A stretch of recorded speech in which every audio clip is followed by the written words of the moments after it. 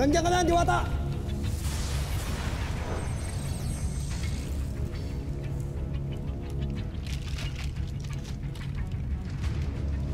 Abisala, Minaya.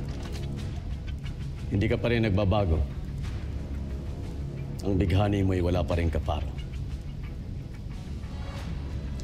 Wala ka pa rin kasing ganda. Ikaw man, Hagon, ay wala pa rin pagbabago. Wala ka pa rin kasing sama!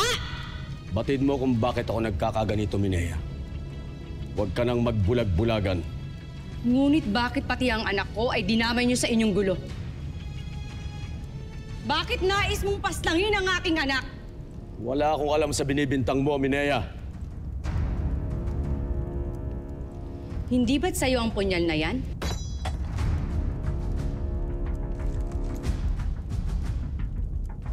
Nagkamali ka na nagtungo ka pa dito sa Hatoria, Minaya. Kaya ipapayo ko sa'yo na bumalik ka na lamang ng Lireo ngayon din. Hindi ako babalik. Hanggat hindi nangangako ang inyong pinuno na wala na siyang sasaktang mamamayan sa Encantadia. Wala akong ipapangako. Hindi ako titigil hanggat di ko napapaslang si Rakim. Siya ang pumatay sa aking ama. At siya rin ang dahilan kung bakit ka nawalay sa akin, Minaya.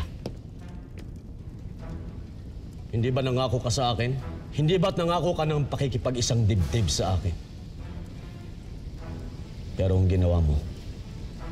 Ano ang ginawa mo?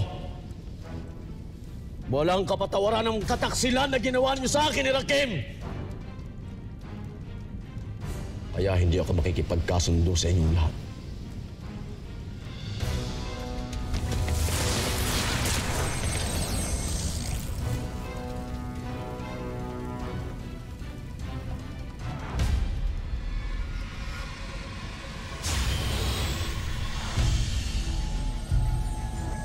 Nasa iyo ang 4 na brilyante.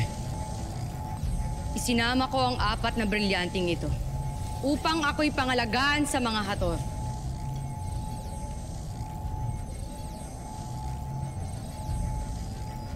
Ipinapanalangin ko rin sa 4 na brilyanting ito na gawing makatotohanan ang aking mga sasambiting engkantasyon.